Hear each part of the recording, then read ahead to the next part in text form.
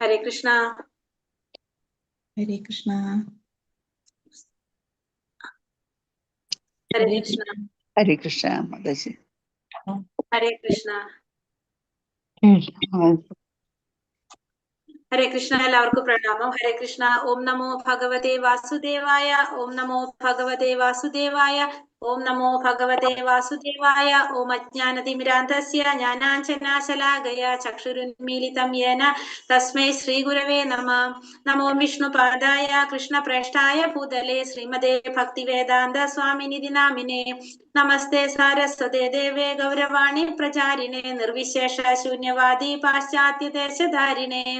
ജയ ശ്രീ കൃഷ്ണ ചൈതന്യ പ്രഭു നിത്യാനന്ദ ശ്രീ അദ്വൈത ഗദാധര ശ്രീവാസാദി ഗൗര ഭക്തവൃന്ദ. ഹരേ കൃഷ്ണ കൃഷ്ണ കൃഷ്ണ ഹരേ ഹരേ. ഹരേ രാമ രാമ രാമ ഹരേ ഹരേ. ഹരേ Krishna. Shri Shri Radha Govinda temple ISKCON മാംഗ്ലൂരിന്റെ 18 ദിവസത്തെ ഭഗവത്ഗീത ക്ലാസ്സിലേക്ക് എല്ലാവർക്കും സ്വാഗതം. ഹരേ കൃഷ്ണ. ഇന്ന് അധ്യായം 4 അതീന്ദ്രിയ ജ്ഞാനം അല്ലെ, 4ാമത്തെ അധ്യായം. ഹരേ കൃഷ്ണ. ഇന്ന് അധ്യായം 4 അതീന്ദ്രിയ ജ്ഞാനത്തെ കുറിച്ചാണ് നമ്മൾ ഇന്ന് പഠിക്കാൻ പോകുന്നത്. അപ്പൊ അതിനു മുന്നേ നമുക്ക് ഇന്നലെ പഠിച്ചതൊന്ന് ഓർത്തിട്ട് 4ാമത്തെ അധ്യായത്തിലേക്ക് കടക്കാം അല്ലെ. ഇന്നലെ എന്തൊക്കെയാ നമ്മൾ കണ്ടത്? ഹരേ കൃഷ്ണ. മറന്നു എല്ലാവരും? എല്ലാം ഭഗവാനിൽ സമർപ്പിച്ചുകൊണ്ട് കർമ്മം ചെയ്യുവാനും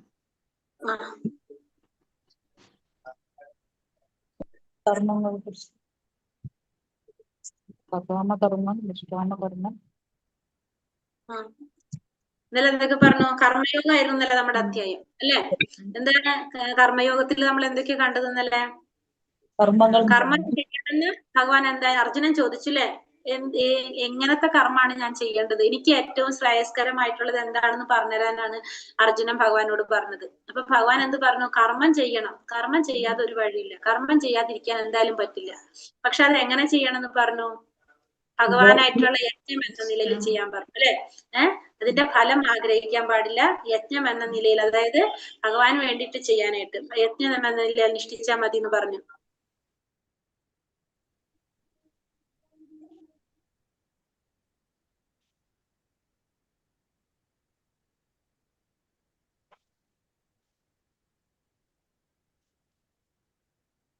കേൾക്കുന്നില്ലേ മാതാജി?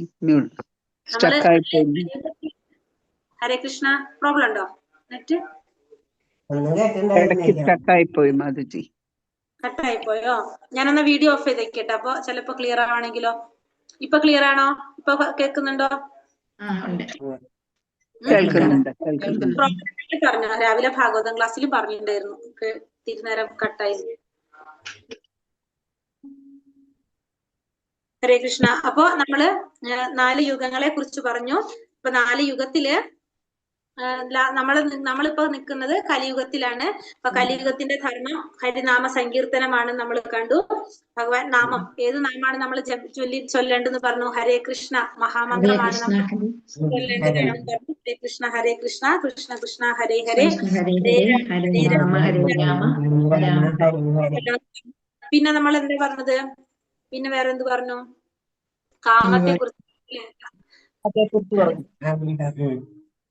എന്ത് മാതാജി? 4 ഗുണങ്ങളെ കുറിച്ച്, 3 ഗുണങ്ങൾ. ത്രിഗുണങ്ങളെ കുറിച്ച് പറഞ്ഞു അല്ലെ. ത്രിഗുണങ്ങളെ കുറിച്ച് പറഞ്ഞു. ഏതൊക്കെയാണ്? സത്വഗുണം, രജോ ഗുണം, തമോ ഗുണം പറഞ്ഞു. നമ്മള് അതില് സത്വഗുണം, രജോ ഗുണം, തമോ ഗുണത്തില് നമ്മൾ ഏത് ഗുണത്തിലാണ് അധികരിക്കുന്നത്? അല്ലെ. സത്വഗുണത്തിലില്ല അല്ലെ നമ്മള്.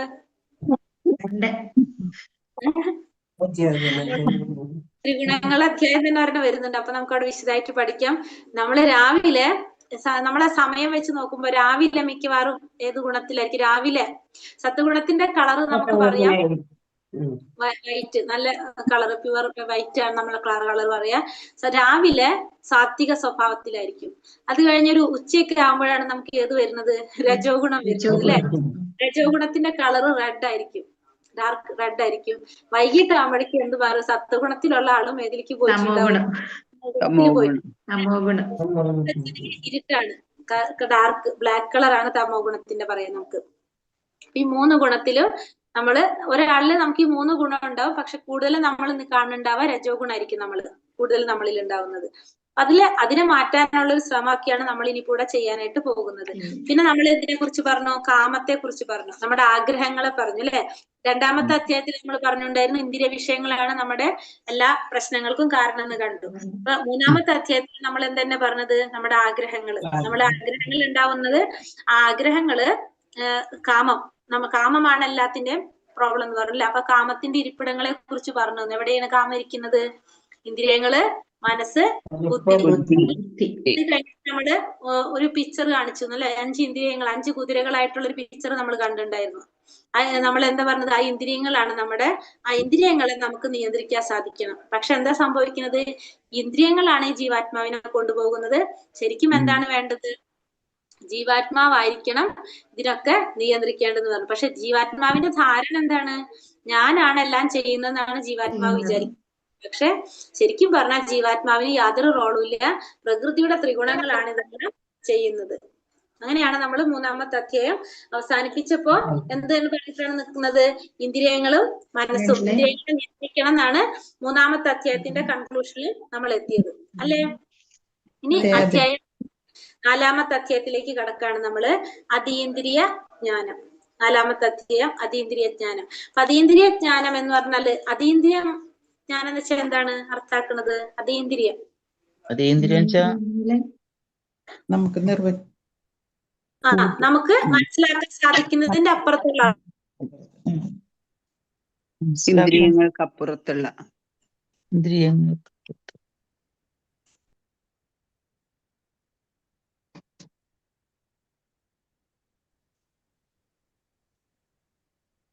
മാതാജി ഒന്നും കേൾക്കുന്നില്ല. മാതാജി. ഹരേ കൃഷ്ണ. സ്റ്റക്ക് ആവുന്നുണ്ട് തോന്നുന്നു. ഹരേ കൃഷ്ണ. ഇപ്പൊ കേൾക്കുന്നുണ്ടോ? അപ്പൊ അതീന്ദ്രിയമായ അറിവ് എന്ന് പറഞ്ഞ ആരെ കുറിച്ചുള്ള അറിവാണ്? അതീന്ദ്രിയമായ ജ്ഞാനം എന്ന് പറഞ്ഞ ആരെ കുറിച്ചായിരിക്കും? നമ്മുടെ ഇന്ദ്രിയങ്ങൾക്ക് അപ്പുറത്തുള്ള അറിവിൽ അതീന്ദ്രിയ ജ്ഞാനം എന്ന് പറയുമ്പോ ഭഗവാനെ കുറിച്ചുള്ള ഒരു ജ്ഞാനമാണ് നമ്മളിവിടെ ഈ അറിവ്. അതാണ് ഈ അധ്യായത്തില് നമ്മൾ പറഞ്ഞത്. ഭഗവാനെ കുറിച്ച് നമുക്ക് കുറച്ചും കൂടി കാര്യങ്ങൾ നമുക്ക് പറയാണ് ഈ അതീന്ദ്രിയ ജ്ഞാനം എന്ന 4ാമത്തെ അധ്യായത്തിലൂടെ. നല്ലൊരു അധ്യായമാണ്.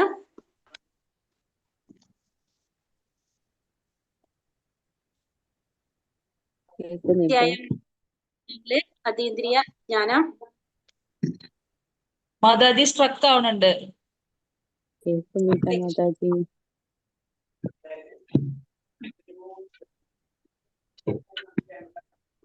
ഭഗവത്ഗീത യഥാരൂപം. ഇപ്പൊ കേൾക്കുന്നുണ്ടോ ഞാൻ പറയുന്നത്? കേൾക്കുന്നുണ്ട്.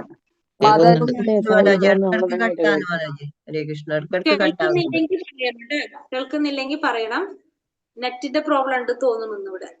എനിക്ക് തോന്നുന്നു കാലത്ത് രാവിലെ ഭാഗവതം ക്ലാസ്സിലും പറയുണ്ടായിരുന്നു കുറച്ച്. ഹരേ കൃഷ്ണ. ഓം നമോ ഭഗവതേ വാസുദേവായ. ശ്രീ ഭഗവാനുവാച ഇമം വിവസ്വതേ യോഗം പ്രോക്തവാനാഹമവ്യയം വിവസ്വാൻ മനവേ പ്രാഹ മനോരിക്ഷാകവേ പ്രവീത്. കേൾക്കുന്നുണ്ടല്ലോ അല്ലെ? ഭഗവാൻ ശ്രീകൃഷ്ണൻ പറഞ്ഞു, സനാതനമായ ഈ യോഗത്തെ പണ്ട് ഞാൻ സൂര്യദേവനായ വിവസ്വാൻ ഉപദേശിച്ചു. വിവസ്വാൻ മനുഷ്യവംശപിതാവായ മനുവിനും മനു ഇക്ഷ്വാകിനും ഉപദേശിച്ചു. അപ്പൊ ഇവിടെ ഭഗവാൻ പറയാണ്, ഇവിടെ അർജുനനോട് എന്താ പറഞ്ഞു കൊടുക്കുന്നത്? ഈ സനാതനമായ യോഗത്തെ പണ്ട് ഞാൻ ആർക്ക് ഉപദേശിച്ചു കൊടുത്തു? സൂര്യദേവനായ വിവസ്വാൻ ഉപദേശിച്ചു. വിവസ്വാൻ അത് മനുഷ്യവംശപിതാവായ മനുവിന് ഉപദേശിച്ചു. മനു അത് ഇക്ഷ്വാകുവിന് ഉപദേശിച്ചു. അപ്പൊ ഞാൻ ആദ്യമായിട്ട് ഇപ്പൊ നിനക്കല്ല ഞാൻ എന്ത് പറഞ്ഞു തരുന്നത്? ഈ സനാതനമായ യോഗത്തെ കുറിച്ച് ഞാൻ പറഞ്ഞു തരുന്നത്. ഇതിനു മുന്നേ ഞാൻ പറഞ്ഞു കൊടുത്തിട്ടുണ്ടായിരുന്നു. ആർക്കാണ് ഞാൻ അതിനു മുന്നേ പറഞ്ഞു കൊടുത്തത്? പറയാണ്, ഇതിനു മുന്നേ ഞാനത് സൂര്യദേവനായ വിവസ്വാന് പറഞ്ഞു കൊടുത്തു. വിവസ്വാൻ അത് മനുഷ്യവംശപിതാവായ മനുവിന് പറഞ്ഞു കൊടുത്തു. മനു അത് ഇക്ഷ്വാകുവിന് പറഞ്ഞു കൊടുത്തു എന്ന് പറയാണ് ഇവിടെ. അപ്പൊ വിവസ്വാൻ എന്ന് പറയുന്നത് സൂര്യദേവനായ വിവസ്വാൻ. സൂര്യദേവനായ വിവസ്വാൻ എന്നാ പറയുന്നത് ഇവിടെ. അപ്പൊ സൂര്യദേവനായ വിവസ്വാൻ എന്ന് പറയുമ്പോ ആ സെന്റൻസിന് ഒരു പ്രത്യേകത ഉണ്ട്. സൂര്യദേവനായ വിവസ്വാൻ എന്ന് പറയുമ്പോ അതിന്റെ അർത്ഥം അവിടെ എന്താ വരുന്നത്? അതൊന്നും കൂടി ഞാൻ പറയുമ്പോൾ നിങ്ങൾക്ക് ക്ലിയർ ആവും. പ്രധാനമന്ത്രി നരേന്ദ്രമോദി, അതായത് പ്രധാനമന്ത്രിയായ നരേന്ദ്രമോദി എന്ന് പറഞ്ഞ അതിന്റെ അർത്ഥം എന്താണ്? ഹരേ കൃഷ്ണ. കേൾക്കുന്നില്ലേ ഞാൻ പറയുന്നേ? പ്രധാനമന്ത്രിയായ നരേന്ദ്രമോദി എന്ന് പറഞ്ഞാൽ നമുക്ക് അതിൽ നിന്ന് മനസ്സിലാക്കാം. നരേന്ദ്രമോദി പ്രധാനമന്ത്രിയാണ്. നരേന്ദ്രമോദി പ്രധാനമന്ത്രിയാണ് നമുക്കറിയാം അല്ലെ. ഇവിടെ സൂര്യദേവനായ വിവസ്വാൻ എന്ന് പറഞ്ഞാൽ വിവസ്വാൻ എന്ന് പറയുന്നത് ഒരു പേരാണെന്നും സൂര്യദേവൻ എന്ന് പറയുന്നത് ഒരു സ്ഥാനമാണെന്നും നമുക്ക് മനസ്സിലാക്കാം. അപ്പൊ സൂര്യദേവന്റെ പേരാണ് എന്തവിടെ? വിവസ്വാൻ എന്ന് പറയുന്നത്. സൂര്യൻ എന്ന് പറഞ്ഞാൽ അവിടെ എന്താണ് അർത്ഥാക്കുന്നത്? സൂര്യദേവൻ എന്ന് പറഞ്ഞാല് ഒരു സ്ഥാനമാണത്. മനസ്സിലാവുണ്ടോ? സൂര്യൻ എന്ന് പറഞ്ഞാലും ഇന്ദ്രൻ, ചന്ദ്രൻ, വരുണൻ, മഹാദേവൻ അല്ലെങ്കിൽ ഗണപതി എന്നൊക്കെ പറയുന്നത് എന്താണ്? ഒരു സ്ഥാനമാണ്. ഇവരുടെയൊക്കെ പേരുകള് വേറെയാണ്. ഇപ്പൊ ബ്രഹ്മദേവൻ എന്നൊക്കെ പറയുന്നത് എന്താണ്? ആ സ്ഥാനത്തിന്റെ പേരാണ് പറയുന്നത്. അവരൊക്കെ പേരുകൾ വേറെയാണെന്ന് മനസ്സിലാക്കുക. അപ്പൊ വിവസ്വാൻ എന്ന് പറഞ്ഞ സൂര്യദേവനാണ്, അന്നത്തെ സൂര്യദേവനാണ് വിവസ്വാൻ. ആ വിവസ്വാൻ ഉപദേശിച്ചു. വിവസ്വാൻ മനുഷ്യവംശ പിതാവായിട്ടുള്ള മനുവിന് ഉപദേശിച്ചു കൊടുത്തു. മനു അത് ഇക്ഷ്വാക്കിനും ഉപദേശിച്ചു കൊടുത്തു. ക്ലിയർ ആയോ? പിന്നെ അതിനെന്താ സംഭവിച്ചതെന്ന് ഇവിടെ പറയാണ്. ഏവം പരമ്പരാ പ്രാപ്തം ഇമം രാജർഷയോ വിദുഹു സകാലേ നേഹ മഹത യോഗോ നഷ്ട പരം തപ. അങ്ങനെ ശിഷ്യ പരമ്പരയിലൂടെ പകർന്നു കിട്ടിയ ഈ സർവോത്കൃഷ്ടമായ ശാസ്ത്രം രാജർഷികൾ ശരിയായി മനസ്സിലാക്കിയിരുന്നു. കാലക്രമേണ ആ പാരമ്പര്യ ശൃംഖല മുറിഞ്ഞു പോവുകയും അത് നഷ്ടപ്രായമാവുകയും ചെയ്തു. അങ്ങനെ ആ ശിഷ്യ പരമ്പരയിലൂടെ പകർന്നു കിട്ടിയ ഈ ശാസ്ത്രം അത് രാജർഷികൾക്ക് ശരിയായിട്ട് മനസ്സിലാക്കാൻ സാധിച്ചിരുന്നു. പക്ഷെ അത് കാലക്രമേണ അതിനെന്ത് സംഭവിച്ചു? അതിന്റെ പാരമ്പര്യ ശൃംഖല മുറിഞ്ഞു പോയി, അത് നഷ്ടപ്പെട്ടു പോയി. അപ്പൊ എന്താ സംഭവിക്കുന്നത്? നഷ്ടപ്പെടുമ്പോ അവിടെ ഒരു ഗ്യാപ്പ് വന്നു അല്ലെ. കാരണം നമ്മൾ ഈ ശാസ്ത്രങ്ങള് നമ്മൾ എന്താണ് ഇതൊക്കെ എന്തിനു ഇവർക്ക് പറഞ്ഞു കൊടുക്കുന്നത്? എന്തിനു വേണ്ടിയിട്ടാണ്? എല്ലാത്തിന്റെയും ലക്ഷ്യം സാക്ഷാത്കാരാണ്. അപ്പൊ ഇത്തരത്തില് അന്നത്തെ സമയത്ത് ഇപ്പൊ ജനങ്ങളെ ആ സാക്ഷാത്കാരത്തിലേക്ക് നയിക്കുക എന്നുള്ളതാണ് ഇവരുടെയൊക്കെ ഉത്തരവാദിത്തം അല്ലെ. അപ്പൊ ആ ഒരു സമയത്ത് അതിനു വേണ്ടിയിട്ടാണ് ഇവർക്കൊക്കെ പറഞ്ഞു കൊടുത്തത്. ഗ്രഹനിവാസികളുടെ സംരക്ഷണത്തിന് വേണ്ടിയിട്ട്, അല്ലെങ്കിൽ അവരെ ഈ ഭൗതികമായ ബന്ധനങ്ങളിൽ നിന്നൊക്കെ മോചിപ്പിക്കാൻ വേണ്ടിയിട്ട് അതൊക്കെ ഈ ശാസ്ത്രങ്ങൾ അറിയേണ്ടത് അത്യാവശ്യമാണ്. അതിനാണ് ഇവർക്കൊക്കെ ഇത് പറഞ്ഞു കൊടുത്തത്. അപ്പൊ സ്വാഭാവികമായിട്ട് ഇത് നഷ്ടപ്പെടുമ്പോ എന്താ സംഭവിക്കുക? കാരണം അവർക്ക് തീരുമാനം എടുക്കാനായിട്ട് ഈ ശാസ്ത്രങ്ങൾ ഇല്ലാതെ വരുമ്പോ തന്നിഷ്ടത്തിന് നമ്മൾ പ്രവർത്തിക്കാൻ തുടങ്ങും. നമ്മളേതായ രീതിയിൽ തീരുമാനങ്ങൾ എടുക്കാൻ തുടങ്ങും. അങ്ങനെ എന്ത് സംഭവിച്ചവിടെ? ഒരു വിടവ് വരും അല്ലെ. നഷ്ടപ്പെട്ടു. അപ്പൊ അവിടെ എന്ത് സംഭവിച്ചവിടെ? ഒരു ഗ്യാപ്പ് വന്നു. അപ്പൊ അത് കാരണം കൊണ്ടാണ് പിന്നെ എന്ത് ചെയ്യുന്നത്? ഭഗവാൻ അത് വീണ്ടും പറഞ്ഞു കൊടുക്കേണ്ടതായിട്ട് വന്നു. അപ്പൊ ആ ഒരു പാരമ്പര്യ ശൃംഖല മുറിഞ്ഞു പോയി, അതിന് നഷ്ടം സംഭവിച്ചു. ആ ഒരു പാരമ്പര്യ ശൃംഖലയാണ് നമ്മളിവിടെ കാണുന്നത്. ഈ പിക്ചറിൽ പറഞ്ഞിരിക്കുന്നത് എന്താണ്? ഗുരുശിഷ്യ പരമ്പര എന്ന് പറയുന്നത് ഭഗവാൻ ശ്രീകൃഷ്ണൻ ആർക്ക് പറഞ്ഞു കൊടുത്തു? ബ്രഹ്മാവിനാണ് ആദ്യം ജ്ഞാനം കൊടുക്കുന്നത്. നമ്മൾ ഭാഗവതത്തിലെ ഫസ്റ്റ് ശ്ലോകത്തിൽ പറയുന്നുണ്ട്, ധനേ ബ്രഹ്മഹൃദയ ആദി കവയെ മുഹ്യന്തി യസ്യൂരയെന്ന്. അപ്പൊ ആദ്യം ഭഗവാൻ ആ ഒരു ജ്ഞാനം ശാസ്ത്രം ആർക്കാ പറഞ്ഞു കൊടുക്കുന്നത്? ബ്രഹ്മാവിന്റെ ഹൃദയത്തിലേക്കാണ് കൊടുക്കുന്നത്. അതിനുശേഷം ബ്രഹ്മാവ് നാരദ മഹർഷിക്ക് പറഞ്ഞു കൊടുത്തു. നാരദ മഹർഷി വ്യാസ മഹർഷിക്ക്, പിന്നെ മധ്വാചാര്യര്, അങ്ങനെ പോയിട്ട് വന്നിട്ട് 22ാമത്തെ ആചാര്യനാണ് ചൈതന്യ മഹാപ്രഭു. അത് കഴിഞ്ഞിട്ട് 32ാമത്തെ ആചാര്യനായിട്ടാണ് ആര് വരുന്നത്? AC ഭക്തി വേദാന്ത സ്വാമി ശ്രീല പ്രഭുപാദർ വരുന്നത്. അപ്പൊ അതിലൂടെയാണ് നമ്മുടെ ശിഷ്യ പരമ്പര, ഗുരുശിഷ്യ പരമ്പര പോകുന്നത്. ഭഗവാൻ ശ്രീകൃഷ്ണൻ ബ്രഹ്മാവിന് പറഞ്ഞു കൊടുത്തു ആ രീതിയിൽ. അപ്പൊ ഇസ്കോൺ ഫോളോ ചെയ്യണം നമ്മൾ പറഞ്ഞു അല്ലെ. ബ്രഹ്മമത്വ ഗൗഡിയ പരമ്പരയാണെന്ന് പറഞ്ഞു. അപ്പൊ ഇങ്ങനെയാണ് ഒരു പരമ്പര വരുന്നത്. അപ്പൊ നമ്മൾ ഈ ശാസ്ത്രങ്ങളൊക്കെ പഠിക്കണമെങ്കിൽ നമുക്ക് എന്ത് വേണം? നമുക്കൊരു പരമ്പരയിലൂടെയാണ് അത് പഠിക്കാനായിട്ട് സാധിക്കുന്നത്. പിന്നെ അർജുനൻ എന്തുകൊണ്ടാണ് പറഞ്ഞു കൊടുത്തതെന്ന് ഭഗവാൻ പറയാണ് ഇവിടെ. സ ഏവായം മയാ തേത്യ യോഗ പ്രോക്ത പുരാതനഃ ഭക്തോസി മേ സഖാ ചേതി രഹസ്യം ഹേതദുത്തമം. നീ എന്റെ ഭക്തനും മിത്രവുമായതുകൊണ്ടാണ് പരമപുരുഷനുമായി ബന്ധപ്പെടുത്തുന്ന ഈ പുരാതന ശാസ്ത്രം ഞാൻ വിവരിച്ചു തരുന്നത്. അതുകൊണ്ട് അതീന്ദ്രിയമായ ഈ ഗുപ്തജ്ഞാനം ഗ്രഹിക്കാൻ നിനക്ക് കഴിവുണ്ട്. അപ്പൊ അർജുനനോട് പറയാണ്, നിനക്ക് ഞാൻ എന്തുകൊണ്ടാണിത് പറഞ്ഞു തന്നത്? നീ എന്റെ ഭക്തനാണ്, മിത്രമാണ്. നീ എന്റെ ഭക്തനും മിത്രവും ആയതുകൊണ്ടാണ് നിനക്ക് ഞാൻ ഈ ഒരു ശാസ്ത്രം പറഞ്ഞു തരാനായിട്ട് നിന്നെ തെരഞ്ഞെടുത്തത്. അതുകൊണ്ടാണ് നിനക്ക് ഞാനിത് പറഞ്ഞു തന്നത്. കാരണം നിനക്ക് ഈ ഗുപ്തജ്ഞാനം, ഈ രഹസ്യമായ ഒരു ജ്ഞാനം ഗ്രഹിക്കാനായിട്ട് നിനക്ക് കഴിവുണ്ട്. അപ്പൊ അതുകൊണ്ട് നിനക്ക് ഞാൻ എന്ത് പറഞ്ഞു തരാനായിട്ട് തെരഞ്ഞെടുത്തത് അതുകൊണ്ടാണെന്ന് പറയാണ്. അപ്പൊ അർജുനൻ എന്താ ചോദിക്കുന്ന ഭഗവാന്റെ അടുത്ത്? അപരം ഭവതോ ജന്മ പരം ജന്മ വിവസ്വതഃ കഥമേതദ്വിജാനീയാം ത്വമേധൗ പ്രോക്തവാനിതി. അർജുനൻ പറഞ്ഞു, വിവസ്വാൻ എന്ന സൂര്യദേവൻ അങ്ങേക്കാൾ വളരെ മുമ്പ് ജനിച്ചെന്നിരിക്കെ അങ്ങ് അദ്ദേഹത്തിന് ഉപദേശം നൽകി എന്ന് പറയുന്നത് ഞാൻ എങ്ങനെ മനസ്സിലാക്കും? അപ്പൊ അർജുനന്റെ സംശയം എവിടെയാ വരുന്നത്? വിവസ്വാൻ എന്ന സൂര്യദേവൻ അങ്ങയേക്കാൾ വളരെ മുമ്പ് ജനിച്ചെന്നിരിക്കെ. അപ്പൊ ഭഗവാൻ ഏത് യുഗത്തിലായിരിക്കുന്നത്? ദ്വാപര യുഗത്തിലാണ് അല്ലെ? അപ്പൊ മുന്നേ ഏതോ യുഗത്തിലാണ് ആരുള്ളത്? വിവസ്വാൻ ഉണ്ടായിരുന്നത്. അപ്പൊ ആ വിവസ്വാൻ എന്ന സൂര്യദേവൻ അങ്ങയേക്കാൾ മുമ്പ് ജനിച്ചെന്നിരിക്കെ അങ്ങ് അദ്ദേഹത്തിന് ഉപദേശം നൽകി എന്നുള്ളത് എനിക്ക് എങ്ങനെയാ മനസ്സിലാക്കാൻ സാധിക്കുന്നത്? അത് അർജുനൻ എത്ര ആലോചിച്ചിട്ട് മനസ്സിലാകുന്നില്ല അതെങ്ങനെയാണെന്നുള്ളത്. അപ്പൊ അർജുനൻ ഭഗവാനോട് ചോദിക്കുകയാണ് അങ്ങനെ. ഭഗവാൻ എന്താ പറഞ്ഞു കൊടുക്കുന്നത്? ശ്രീ ഭഗവാനുവാച ബഹൂനി മേ വ്യതീതാനി ജന്മാനി തവ ചാർജുന താനിഹം വേദ സർവാണി നത്വം വേദ പരം തപ. ശ്രീ ഭഗവാൻ പറഞ്ഞു, ശത്രുക്കളെ കീഴടക്കുന്നവനെ, എനിക്കും നിനക്കും എണ്ണമറ്റ ജന്മങ്ങൾ കഴിഞ്ഞു പോയിരിക്കുന്നു. എനിക്ക് അതെല്ലാം ഓർമ്മിക്കാൻ കഴിയും, നിനക്കതിന് സാധ്യമല്ല.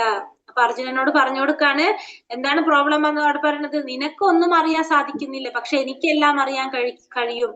നിനക്ക് ഒന്നും ഓർമ്മിക്കാൻ സാധിക്കുന്നില്ല, എനിക്കതെല്ലാം ഓർമ്മിക്കാൻ സാധിക്കും. അപ്പൊ കുറെ ജന്മങ്ങള് എന്റെ നിന്റെ കഴിഞ്ഞു പോയിട്ടുണ്ട്, പക്ഷെ നിനക്കതൊന്നും ഓർക്കാൻ സാധിക്കുന്നില്ല, എനിക്കതെല്ലാം ഓർക്കാൻ സാധിക്കുമെന്ന് ഭഗവാൻ പറഞ്ഞു കൊടുക്കുകയാണ്. അതായത് അർജുനൻ ശരിക്കും ഭഗവാനോട് ഈ ഒരു ചോദ്യം ചോദിക്കുന്നത് അർജുനന് വേണ്ടിയിട്ടല്ല. കാരണം അർജുനൻ ആരാണ്? ഭഗവാന്റെ ഭക്തനാണെന്ന് മാത്രമല്ല ശിഷ്യനും കൂടിയാണ് അല്ലെ.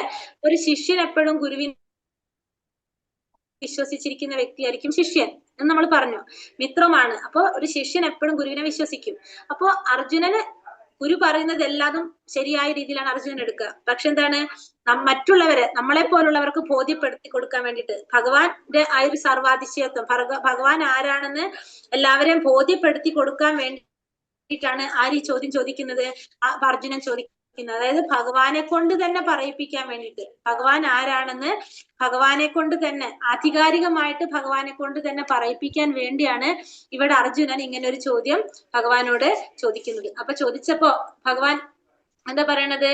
എനിക്കും നിനക്കും കുറെ ജന്മങ്ങൾ കഴിഞ്ഞു പോയിട്ടുണ്ട്, പക്ഷെ നിനക്ക് അതൊന്നും ഓർക്കാൻ സാധിക്കുന്നില്ല, എനിക്ക് അതെല്ലാം ഓർക്കാൻ സാധിക്കും. കാരണം എന്താണ്? നമ്മൾ പറഞ്ഞു അല്ലെ, രണ്ടാമത്തെ അധ്യായത്തിൽ നമ്മൾ പറഞ്ഞു, നമ്മുടെ ഈ ശരീരം മാറുന്നത് കൂടി ജീവാത്മാവിന് എന്താ സംഭവിക്കുന്നത്? കഴിഞ്ഞ ജന്മത്തിലെ സ്മരണകൾ, മുൻജന്മ സ്മരണകളെല്ലാം നമ്മുടെ നഷ്ടപ്പെട്ടു പോകും. നമ്മുടെ ശരീരം മാറുന്നതോടുകൂടി ഒരു ശരീരത്തിൽ നിന്ന് അടുത്ത ശരീരത്തിലേക്ക് ജീവാത്മാവ് പോകുമ്പോ നമ്മുടെ മുൻ ജന്മത്തിലെ, നമ്മൾ ആ ജന്മത്തിലെ എല്ലാ കാര്യങ്ങളും, നമ്മൾ എന്താണ്, സ്മരണകളെല്ലാം നമ്മളെ നഷ്ടപ്പെട്ടു പോകും. പക്ഷെ ഭഗവാൻ എങ്ങനെയാണ്? സച്ചിദാനന്ദ സ്വരൂപനാണ്. ഭഗവാൻ എന്ത് മാറുന്നില്ല? ഭഗവാന് ജനന മരണങ്ങളില്ല, ശരീരം മാറുന്നില്ല. അതുകൊണ്ട് തന്നെ ഒരിക്കലും മാറ്റമില്ലാത്തത് കൊണ്ട് ഭഗവാൻ എല്ലാതും ഓർക്കാനായിട്ട് സാധിക്കും. ഭഗവാന്റെ ശരീരം ഒന്ന് തമ്മില്, ആത്മാവും ശരീരവും തമ്മിൽ യാതൊരു വ്യത്യാസവും ഇല്ല. മാത്രല്ല ഭഗവാൻ എന്തും ചെയ്യുന്നില്ല, ശരീരം മാറുന്നില്ല. നമ്മളാണ് ഒരു ജന്മം കഴിഞ്ഞ് അടുത്തൊരു ജന്മത്തിലേക്ക് ആത്മാവ് വേറൊരു ശരീരത്തിലേക്ക് പോകുന്നത്. പക്ഷെ ഭഗവാന് യാതൊരു മാറ്റവും സംഭവിക്കുന്നില്ല. അതുകൊണ്ട് ഭഗവാൻ എല്ലാം ഓർക്കാൻ സാധിക്കും, നമുക്കൊന്നും ഓർക്കാൻ സാധിക്കില്ല. എന്തുകൊണ്ടാണ്? ശരീരം മാറുന്നതോട് കൂടി നമ്മുടെ ഓർമ്മകളെല്ലാം പോകുന്നു. ഇപ്പൊ കുറച്ച് നമ്മൾ ഇടയ്ക്കൊക്കെ കേട്ടിട്ടുണ്ടായിരുന്നു അല്ലെ, അങ്ങനെ ഓർമ്മകള് ചിലവർക്കൊക്കെ അങ്ങനെ മനസ്സിലാകുന്നൊക്കെ കുറിച്ച് നമ്മൾ കേട്ടിട്ടുണ്ട്. പക്ഷെ ബേസിക്കലി എങ്ങനെയാ പറഞ്ഞത്? ശരീരം മാറുമ്പോൾ നമ്മുടെ ഓർമ്മകളും അതോടൊപ്പം തന്നെ എല്ലാതും ഇല്ലാതാകാണ് ചെയ്യുന്നത്. അതുകൊണ്ട് നിനക്കൊന്നും ഓർമ്മിക്കാൻ സാധിക്കുന്നില്ല, എനിക്കതെല്ലാം ഓർക്കാനായിട്ട് സാധിക്കും. അന്നും നീയും ഉണ്ടായിരുന്നു, ഞാനും ഉണ്ടായിരുന്നു. നീ വേറെ ഏതോ ഒരു പേരിലായിരുന്നു നീ ഉണ്ടായിരുന്നത്, ഞാനും അതെ. പക്ഷെ നിനക്കതൊന്നും അറിയാൻ സാധിക്കുന്നില്ല, എനിക്കതെല്ലാം അറിയാൻ കഴിയും എന്ന് ഭഗവാൻ ഇവിടെ പറഞ്ഞു കൊടുക്കുക. ഇനി ഭഗവാന്റെ അവതാരത്തെ, ജന്മത്തെ കുറിച്ച് പറയാണ് ഭഗവാൻ. എന്താ പറയുന്നത് ഭഗവാന്റെ അവതാരത്തെ പറ്റി പറയുന്നത്? അജോപി സന്നവായാത്മാ ഭൂതാനാമീശ്വരോപി സൻ പ്രകൃതിയും സോമധിഷ്ഠായ സംഭവാമി ആത്മമായയ. എനിക്ക് പിറവിയില്ല, ഭഗവാന്റെ അവതാരത്തെ കുറിച്ച് പറയാണ്. ഭഗവാൻ എനിക്ക് പിറവിയില്ല, എന്റെ അതീന്ദ്രിയമായ ശരീരത്തിന് നാശം നേരിടുകയില്ല, ജീവജാലങ്ങൾക്കെല്ലാം അധിപതിയാണു ഞാൻ, എന്നിരിക്കലും യുഗം തോറും എന്റെ ആദിമവും അതീന്ദ്രിയവുമായ രൂപത്തിൽ ഞാൻ അവതരിക്കുന്നു. ഭഗവാൻ പറയാനിവിടെ എനിക്ക് പിറവിയില്ല, എന്റെ അതീന്ദ്രിയമായ ശരീരത്തിന് നാശം നേരിടുന്നില്ല, മാത്രമല്ല എല്ലാ ജീവജാലങ്ങളുടെയും അധിപതിയാണ് ഞാൻ, എന്നിരിക്കലും യുഗം തോറും ഓരോ യുഗത്തിലും ആദിമവും അതീന്ദ്രിയവുമായ രൂപത്തിൽ ഞാൻ അവതരിച്ചു കൊണ്ടേയിരിക്കുന്നു എന്ന് ഭഗവാനോട് പറയണം. അപ്പൊ ഭഗവാൻ എപ്പോഴും ഓരോ യുഗത്തിലും ഭഗവാൻ അവതരിക്കും.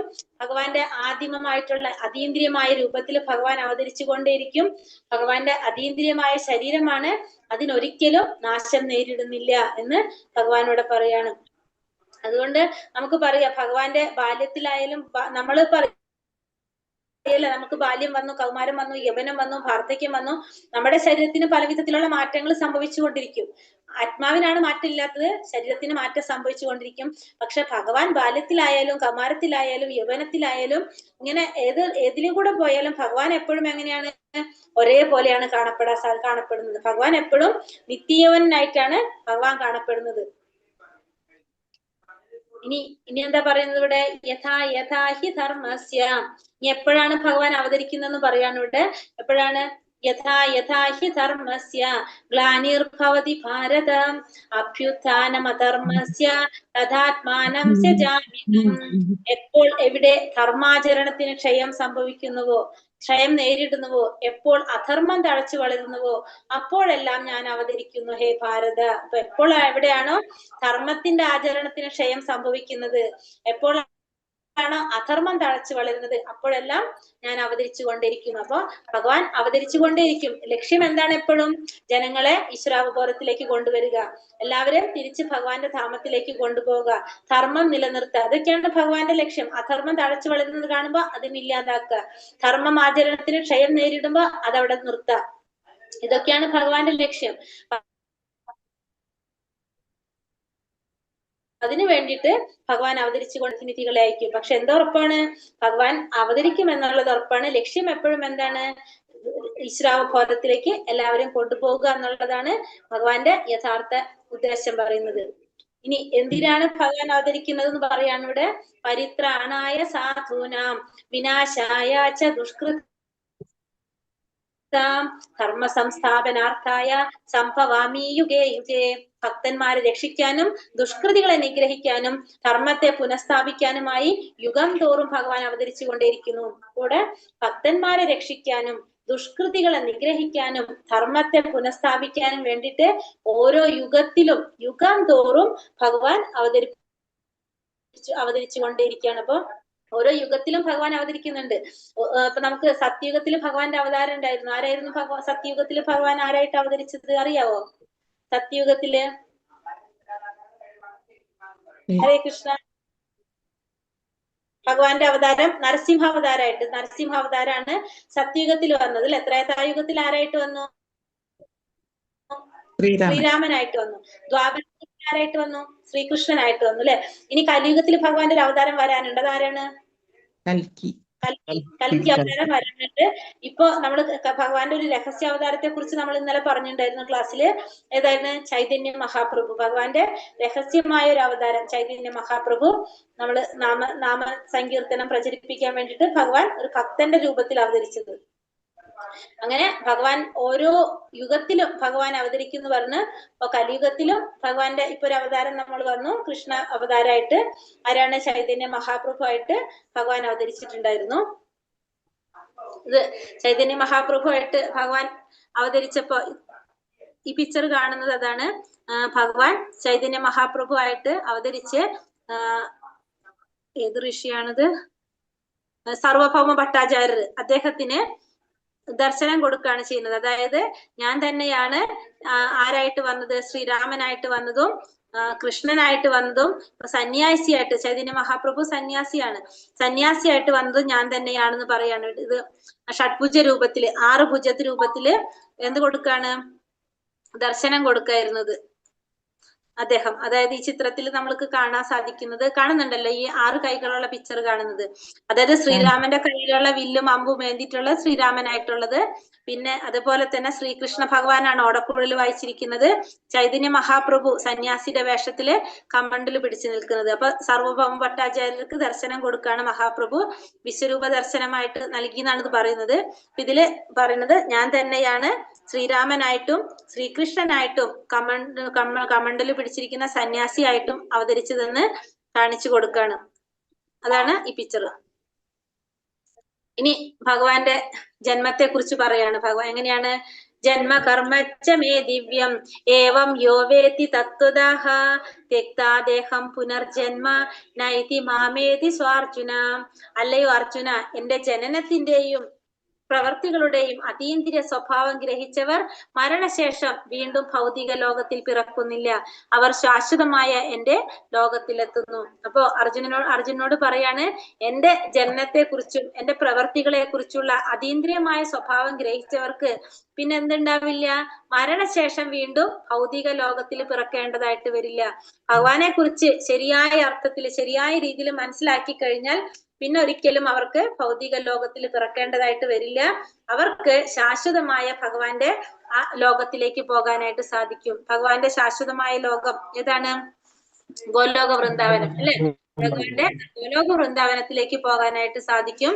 എങ്ങനെയുള്ളവർക്കാണ്? ഭഗവാനെ കുറിച്ച് ശരിയായ അർത്ഥത്തില് ഭഗവാന്റെ ശരിയായ അർത്ഥത്തിൽ മനസ്സിലാക്കി കഴിഞ്ഞാൽ അതീന്ദ്രിയ സ്വഭാവം ഗ്രഹിച്ചവർക്ക് എങ്ങോട്ട് പോകാൻ സാധിക്കും? ഭഗവാന്റെ ആ ലോകത്തിലേക്ക് പോകാനായിട്ട് സാധിക്കും. വീണ്ടും അവർക്ക് ഈ ഭൗതിക ലോകത്തിൽ ജന്മം എടുക്കേണ്ടതായിട്ട് വരുന്നില്ല. കാരണം ഭൗതിക ലോകത്തിൽ ജന്മം എടുക്കുമ്പോഴാണ് നമുക്ക് എന്തുണ്ടാകുന്നത്? ഈ ജനന മരണ ചക്രം വരുന്നത് അല്ലെ? അതീന്ദ്രിയമായ ലോകത്തിലേക്ക് പോയി കഴിഞ്ഞാൽ പിന്നെ നമുക്ക് ജനന മരണ ചക്രത്തിൽ നിന്ന് രക്ഷ നേടാനായിട്ട് സാധിക്കും. ഇനി ഇവിടെ ഒരു കഥ ആണ് പറയുന്നത്. ഇവിടെ അതീന്ദ്രിയ ജ്ഞാനം. ഭഗവാൻ എങ്ങനെയാണ്? അതീന്ദ്രിയനാണ്. ഭഗവാനെ നമ്മൾ പറഞ്ഞു അല്ലെ, ഭഗവാന് ചെറിയ പ്രായത്തിലിരുന്നാലും ഏതൊരു രൂപത്തിൽ കാണിച്ചാലും ഭഗവാന്റെ അതീന്ദ്രിയത്വം ഒരിക്കലും നഷ്ടപ്പെടുന്നില്ല എന്ന് പറയാണ് ഇവിടെ. അതായത് ഇപ്പൊ ഇതിൽ നമ്മൾ ഫസ്റ്റ് കാണുന്ന പിക്ചർ എന്താണ്? ഭഗവാൻ കുട്ടിയായിരിക്കുന്ന സമയത്ത് കിടന്നുറങ്ങുന്ന പിക്ചറാണ് അല്ലെ? ഉറങ്ങാണ്. അപ്പൊ ഉറക്കത്തിൽ നിന്ന് എണീറ്റ് എന്താണ്? വിശക്കാണ്. വന്നിട്ട് അമ്മയുടെ അടുത്ത് വിശക്കുന്നു എന്ന് പറയുമ്പോ അമ്മ എന്ത് ചെയ്യും? മടിയിലിരുത്തി പാല് കൊടുക്കും.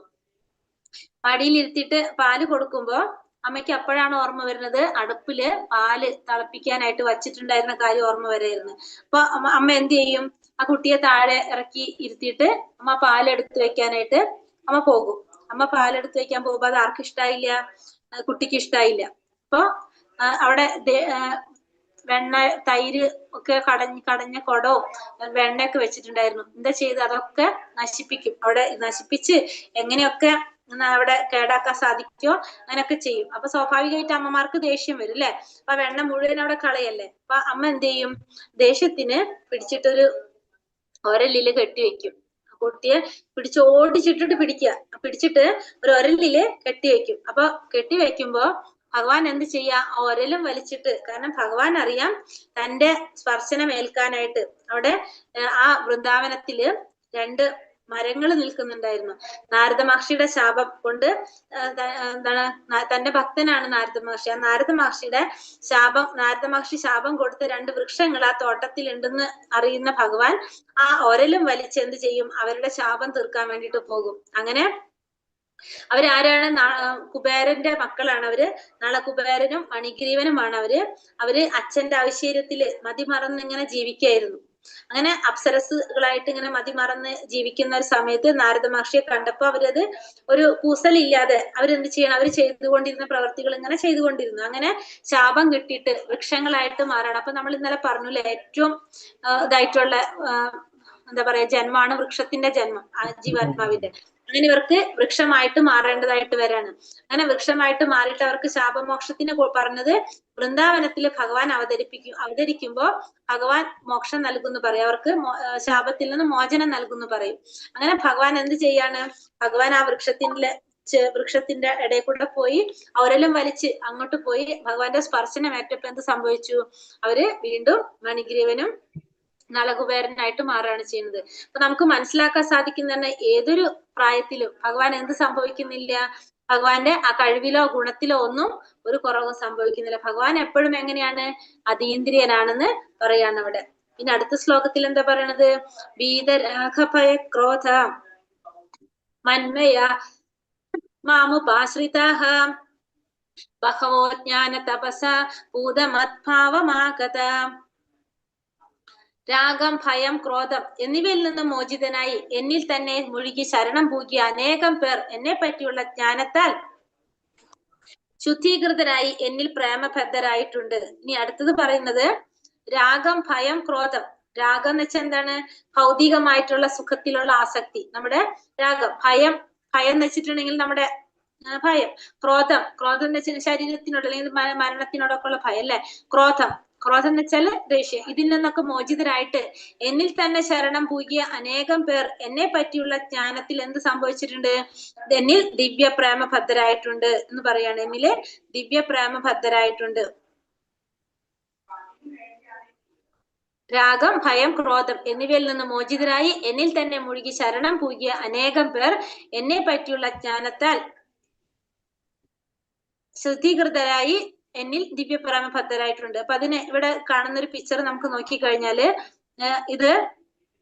ഈ പിക്ചർ കണ്ടിട്ട് മനസ്സിലാവുന്നുണ്ടോ? ആർക്കെങ്കിലും അറിയാൻ പറ്റുന്നുണ്ടോ ഇത് എന്താണെന്ന്? ഹരേ കൃഷ്ണ. ഇത് ശിശുപാലന്റെ കഥയാണ് ഇവിടെ പറയുന്നത്. അതായത് രാജസൂയ യജ്ഞം നടക്കുന്ന സമയത്ത് എന്താ സംഭവിക്കുന്നത്? അവിടെ ഏറ്റവും പ്രധാന വ്യക്തിയായിട്ട് ആരെയാണ് വരുന്നത്? ആരെയാണ് കാണുന്നത്? ഭഗവാനെയാണ് കാണുന്നത്. പക്ഷെ ഇത് ശിശുപാലൻ വെച്ചിട്ടുണ്ടെങ്കിൽ മഹാദേവനായിട്ട് ഭയങ്കര ദേഷ്യാണ്. എപ്പോ കണ്ടാലും എങ്ങനെയാണ്? അസൂയാണ് ശിശുപാലൻ എപ്പോഴും ഭഗവാന്റെ അടുത്ത്. ശിശുപാലൻ പക്ഷെ ഭഗവാന്റെ അച്ഛന്റെ പെങ്ങളുടെ മകനാണ് ശിശുപാലൻ. അങ്ങനെ ശിശുപാലൻ ജനിക്കുമ്പോ തന്നെ മൂന്ന് കണ്ണും എങ്ങനെയാ പറഞ്ഞത്? മൂന്ന് കണ്ണായിട്ടാണ് ജനിക്കുന്നത്. അപ്പൊ ശിശുപാലൻ ജനിക്കുന്നത്. അപ്പൊ 3 കണ്ണും പിന്നെ എന്തോ ഒരു കാര്യം കൂടി ഉണ്ടല്ലേ, പെട്ടെന്ന് മറന്നു. ശിശുപാലൻ ജനിക്കുമ്പോ 3 കണ്ണും 4 കൈയും. 3 കണ്ണും 4 കൈ ആയിട്ടാണ് ശിശുപാലൻ ജനിക്കുന്നത്. അങ്ങനെ ജനിച്ചു കഴിയുമ്പോ ഒരു അശരീരി വരാണ് അവർക്ക്. ഈ കുട്ടി ആരുടെ മടിയിൽ ഇരിക്കുമ്പോഴാണോ അധികമുള്ള ഈ കണ്ണും കൈയും ഇല്ലാതാകുന്നത്, ആ വ്യക്തിയായിരിക്കും ഈ ശിശുപാലന്റെ ഘാതകനെന്ന് പറയാണ്. അങ്ങനെ ശിശുപാലന്റെ അമ്മ, അതായത് ഭഗവാന്റെ അച്ഛന്റെ സഹോദരിയാണല്ലോ. അപ്പൊ ആ ഭഗവാൻ കൃഷ്ണൻ വന്നപ്പോ ഭഗവാന്റെ മടിയിൽ ഈ കുട്ടിയെ വെച്ചു കൊടുത്തപ്പോ അധികമുള്ള ഈ കണ്ണും കൈയും ഇല്ലാണ്ടായി, അപ്രത്യക്ഷമായി. അപ്പൊ മനസ്സിലായി തന്റെ മകനെ കൊല്ലാൻ പോകുന്നത് ആരാണ്? ഭഗവാനാണെന്നുള്ളത് ശിശുപാലന്റെ അമ്മയ്ക്ക് മനസ്സിലാവാണ്. അങ്ങനെ ശിശുപാലന്റെ അമ്മയുടെ പേര് എന്താണ്? പെട്ടെന്ന് ഓർമ്മയില്ല, ഞാൻ ആലോചിച്ചിട്ട് പറയാം കേട്ടോ. ശ്രുതസ്രവസ് എന്നായിരുന്നു പേര്. ശ്രുതസ്രവസ് എന്നാണ് ശിശുപാലന്റെ അമ്മയുടെ പേര് കേട്ടോ. അങ്ങനെ ശിശുപാലന്റെ അമ്മയ്ക്ക് മനസ്സിലാവണം. അപ്പൊ കൃഷ്ണ ഭഗവാനോട് പറയും, കാരണം അവന്റെ തെറ്റുകൾ നീ പൊറുക്കണം, നീ ക്ഷമിക്കണം. കൃഷ്ണനോട് പറയും. അങ്ങനെ അപ്പൊ കൃഷ്ണൻ പറയും, ശരി, ഒരു 100 തെറ്റ് വരെ ഞാൻ ക്ഷമിച്ചു കൊടുക്കാം, അതിൽ കൂടുതൽ ക്ഷമിക്കാനായിട്ട് പറ്റില്ല. 100 തെറ്റ് 100 പ്രാവശ്യം അവൻ എന്ത് ചെയ്താലും ഞാൻ അത് ക്ഷമിച്ചു കൊടുക്കാം. അത് 101ാമത്തെ തെറ്റ് ചെയ്തു കഴിഞ്ഞാൽ അവനെ ഞാൻ വധിക്കുമെന്ന് പറയും. അമ്മായിയുടെ അടുത്ത് പറയും. അച്ഛന്റെ പെങ്ങളല്ലേ, അമ്മായിയോട് പറയും. അങ്ങനെ ശരി. അങ്ങനെ ശിശുപാലൻ വളർന്നു കൃഷ്ണന്റെ കടുത്ത ശത്രുവായിട്ട് മാറാണ്. പിന്നെ രുക്മിണിയെ വിവാഹം കഴിക്കാനൊക്കെ ആഗ്രഹിച്ചു. പക്ഷെ ശിശുപാലന് കിട്ടിയില്ല. ഭഗവാനെയാണല്ലേ രുക്മിണി വിവാഹം കഴിക്കുന്നത്. അപ്പൊ എന്തായി? ഒന്നുകൂടി ശത്രുത കൂടി. അങ്ങനെയാണ് ഈ രാജസൂയ യാഗമൊക്കെ നടക്കുന്നതും. അപ്പൊ യുധിഷ്ഠിരൻ ഈ യാഗത്തില് നമ്മൾ പറഞ്ഞു ആരെയാണ് ഏറ്റവും ആദരണീയ വ്യക്തിയായിട്ട്? ഭഗവാൻ കൃഷ്ണനെയാണ് തെരഞ്ഞെടുക്കുന്നത്. അപ്പൊ ശിശുപാലൻ എന്ത് ചെയ്തു? ആ സഭയിൽ വെച്ചിട്ട് ഭയങ്കരമായിട്ട് അധിക്ഷേപിക്കാൻ തുടങ്ങി ഭഗവാൻ കൃഷ്ണന്. കൃഷ്ണൻ ഇരുന്ന് എണ്ണാൻ തുടങ്ങി. 1, 2, 3 ഇങ്ങനെ എണ്ണാൻ തുടങ്ങി. അങ്ങനെ എണ്ണി 100 കുറ്റം പറച്ചിൽ 100 എണ്ണം കഴിഞ്ഞ് 101ാമത്തെ തെറ്റ് ചെയ്തപ്പോൾ എന്ത് സംഭവിച്ചു? ഭഗവാന്റെ സുദർശന ചക്രം വന്നിട്ട് ശിശുപാലന്റെ കഴുത്തറുത്തു. അങ്ങനെ ശിശുപാലൻ എന്തായിട്ട് മാറണം? അപ്പൊ ശിശുപാലനെ മോക്ഷം പ്രാപിക്കുകയാണ് ചെയ്യുന്നത്. കാരണം ശിശുപാലൻ ശരിക്കും ആരുടെ എന്താണ് പറയണത്? അവതാരമായിട്ട് ജന്മം എടുക്കുന്നത് നമ്മുടെ ജയവിജയന്മാരുണ്ടല്ലോ, അവരുടെ ജന്മമായിട്ട് വരുന്നതാണ്. അവർക്ക് കിട്ടുന്ന ഒരു ശാപത്തിന്റെ ഫലമായിട്ടാണ് ശിശുപാലന്റെ ഒരു ജന്മം വരുന്നത്. അവിടെ ജയവിജയന്മാരുടെ 3 ജന്മത്തില് ഒരു ജന്മമാണ് അത് വരുന്നത്. അതിലേക്ക് പോയി കഴിഞ്ഞാൽ നമുക്ക് ബുദ്ധിമുട്ട്, നമ്മളുടെ സമയം പോകും. അപ്പൊ ശിശുപാലനായിട്ടും ദന്തവക്രനായിട്ടുമാണ് ആ യുഗത്തില് ജന്മം എടുക്കുന്നത്. അതാണത്. ഹരേ കൃഷ്ണ. അത് പിന്നെ നമുക്ക് പറയാം. അപ്പൊ ഇവിടെ അടുത്തതിലേക്ക് പോകാം നമുക്ക്. യേ യഥാമാം പ്രപദ്യന്തെ താംസ്തഥൈവ ഭജാമ്യഹം മമാവാത്മാനുവർത്തന്തെ മനുഷ്യാ പാർത്ഥ സർവശഃ. എന്നിൽ ശരണം പ്രാപിക്കുന്നതനുസരിച്ച് ഏവർക്കും തക്കതായ പ്രതിഫലം ഞാൻ നൽകുന്നു. അല്ലയോ കുന്തിപുത്ര, എല്ലാവരും എല്ലാവിധത്തിലും എന്റെ മാർഗത്തെ പിന്തുടരുന്നു. അപ്പൊ എന്നിൽ ശരണം പ്രാപിക്കുന്നതനുസരിച്ച് എന്താണ് സംഭവിക്കുന്നത്? എല്ലാവർക്കും തക്കതായിട്ടുള്ള പ്രതിഫലം ഞാൻ നൽകുകയാണ് ചെയ്യുന്നത്. അപ്പൊ ഓരോരുത്തരും ഏത് വിധത്തിലാണ് എന്നെ ശരണം പ്രാപിക്കുന്നത്, അങ്ങനെ ഓരോരുത്തർക്കും തക്കതായിട്ടുള്ള പ്രതിഫലം ഞാൻ നൽകുകയാണ് ചെയ്യുന്നത്. ഇപ്പൊ എന്നിൽ ശരണം പ്രാപിക്കുന്നതനുസരിച്ച് ഓരോരുത്തർക്കും തക്കതായിട്ടുള്ള പ്രതിഫലം നൽകും. നമ്മൾ ഏത് വിധത്തിലാണോ ഭഗവാനെ ആഗ്രഹിക്കുന്നത് അല്ലെങ്കിൽ നമ്മൾ പിന്തുടരാനായിട്ട് നമ്മൾ ചിന്തിക്കുന്നത്, ആ രീതിയിലാണ് ഭഗവാൻ നമുക്ക് ഓരോരുത്തർക്കും പ്രതിഫലം നൽകുന്നത്. നമ്മൾ ഈ പിക്ചർ കണ്ടാൽ ഇത് നമുക്ക് പരിചയം ഉണ്ടാവും അല്ലെ? നമ്മളെ ഇതെവിടെയുള്ള പിക്ചറാ? ഹരേ കൃഷ്ണ. പിക്ചർ കണ്ട് പരിചയം ഉണ്ടോ? ഇവിടെ ഉള്ള ഹരേ കൃഷ്ണ ആരുമില്ല ഇവിടെ? ഗുരുവായൂരാണോ? ഗുരുവായൂരാണോ? ഗുരുവായൂരത്തെ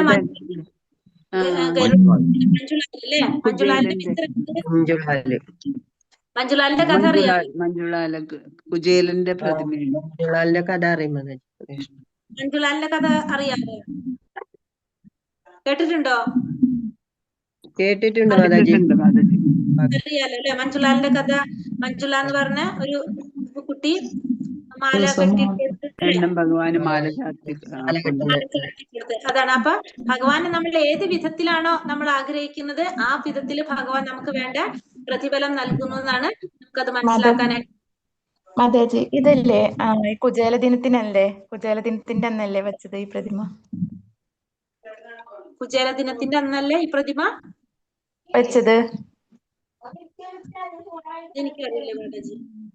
അത് ഇപ്പൊ പുതിയത് മാറ്റി വെച്ചത്. അതെ അതെ അതെ, ഇത് പുതിയ പ്രതിമയാണെന്ന് തോന്നുന്നു. പുതിയ കുചേല ദിനത്തിന് വെച്ചതാണെന്ന് തോന്നുന്നു. ഹരേ കൃഷ്ണ. അതെ. ഇനി അടുത്തത് എന്താ പറഞ്ഞത്? ചാതുർവർണ്ണ്യമയാ സൃഷ്ടം ഗുണകർമാ വിഭാഗശഃ തസ്യ കർത്താരമപി മാം വിദ്യ കർത്താരമവ്യയം.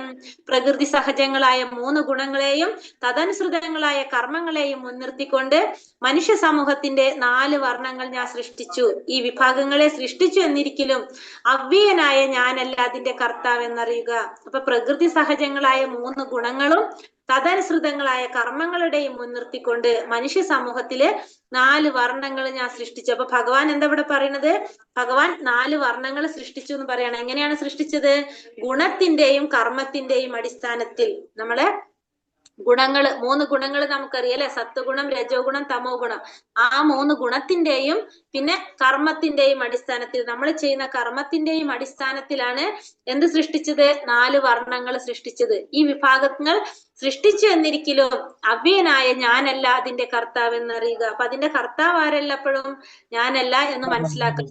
3 ഗുണങ്ങള്, സത്വ രജോ തമോ ഗുണം, പിന്നെ അതിന്റെ അടിസ്ഥാനത്തിൽ നമ്മൾ ചെയ്യുന്ന കർമ്മം, അതിനെ മുൻനിർത്തിക്കൊണ്ടാണ് 4 വർണ്ണങ്ങൾ സൃഷ്ടിച്ചത്. ആ 4 വർണ്ണങ്ങൾ ഏതൊക്കെയാണ്? ബ്രാഹ്മണർ, ക്ഷത്രിയർ, വൈശ്യർ, ശൂദ്രർ. 4 വർണ്ണങ്ങൾ. ബ്രാഹ്മണർ, ക്ഷത്രിയർ, വൈശ്യർ, വർണ്ണങ്ങൾ പറയുന്നത്. അത് എന്തിന്റെ അടിസ്ഥാനത്തിലാണ് സൃഷ്ടിച്ചത്? ഗുണത്തിന്റെയും കർമ്മത്തിന്റെയും അടിസ്ഥാനത്തില്. ഗുണത്തിന്റെയും കർമ്മത്തിന്റെയും അടിസ്ഥാനത്തിലാണ് വേർതിരിവ് വന്നിരിക്കുന്നത്.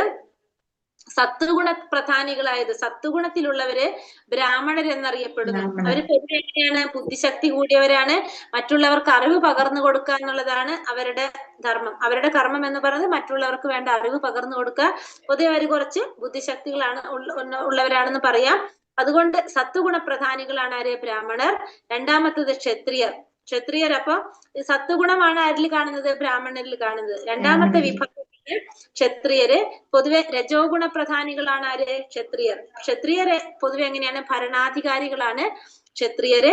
മൂന്നാമത്തത് വൈശ്യർ. വൈശ്യര് രജോ ഗുണം തമോ ഗുണം മിക്സ് ആയിട്ടുള്ളതാണ് ആര്? വൈശ്യര്. അപ്പൊ വൈശ്യര് എന്താണ് ചെയ്യുന്നത്? വൈശ്യ വിഭാഗത്തിൽപ്പെട്ടവര് വ്യാപാരികളാണ് അവര്. മൂന്നാമത്തത്. നാലാമത്തത് തമോ ഗുണപ്രധാനികളായിട്ടുള്ളവർ തൊഴിലാളി വിഭാഗമാണ് ശൂദ്രർ എന്നറിയപ്പെടുന്നത്.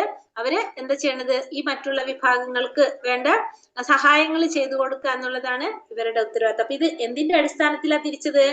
ഗുണത്തിന്റെയും കർമ്മത്തിന്റെയും അടിസ്ഥാനത്തിലാണ് ഈ വിഭജനം വന്നിരിക്കുന്നത്. നമാം കർമാണി ലിപ്പന്തി നമേ പരമാഫലേ സ്പൃഹ ഇതി മാം യോപി ജാനാതി കർമ്മഭിർനാസഭത്യതേ. കർമ്മങ്ങളൊന്നും എന്നെ ബാധിക്കുകയില്ല, എനിക്ക് കർമ്മഫലേച്ഛയുമില്ല. എന്നെ കുറിച്ചുള്ള ഈ സത്യം മനസ്സിലാക്കിയവർ കർമ്മഫലങ്ങളാൽ ബന്ധിക്കപ്പെടുന്നില്ല.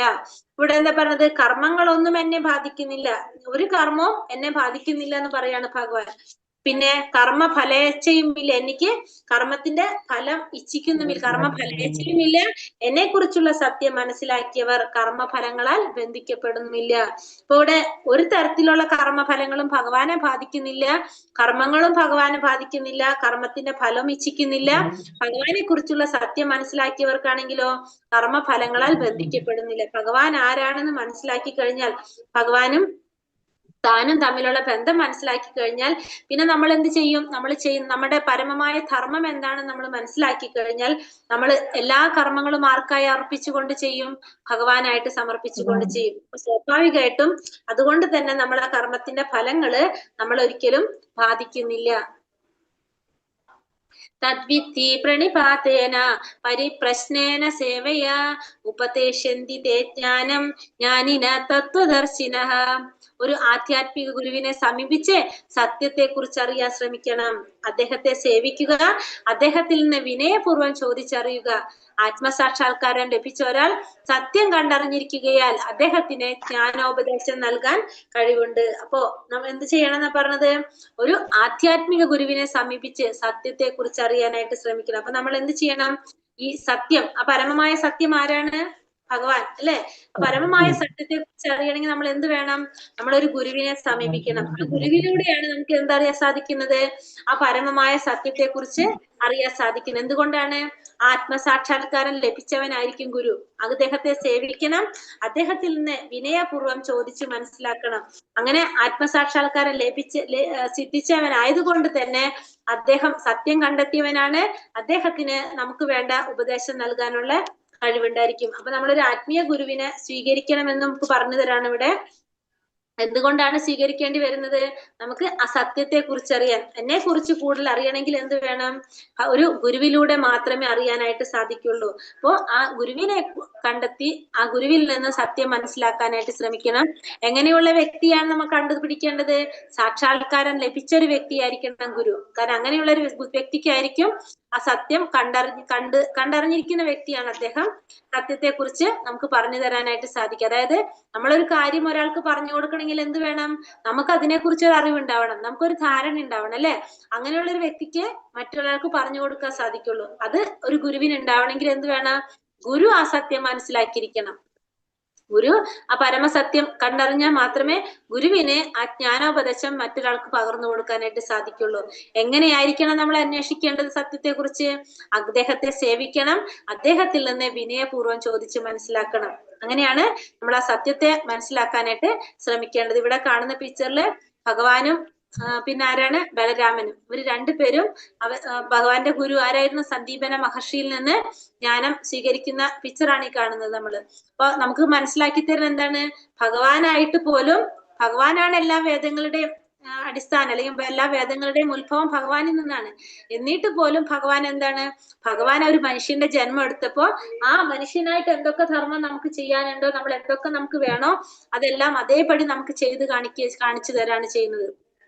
ശാസ്ത്രങ്ങള് മനസ്സിലാക്കണമെങ്കിൽ, സത്യം മനസ്സിലാക്കണമെങ്കിൽ നമുക്ക് ആര് വേണം? നമുക്കൊരു ഗുരു വേണം. പക്ഷെ ആ ഗുരുവിനെ തെരഞ്ഞെടുക്കുമ്പോൾ നമ്മൾ ശ്രദ്ധിക്കണം.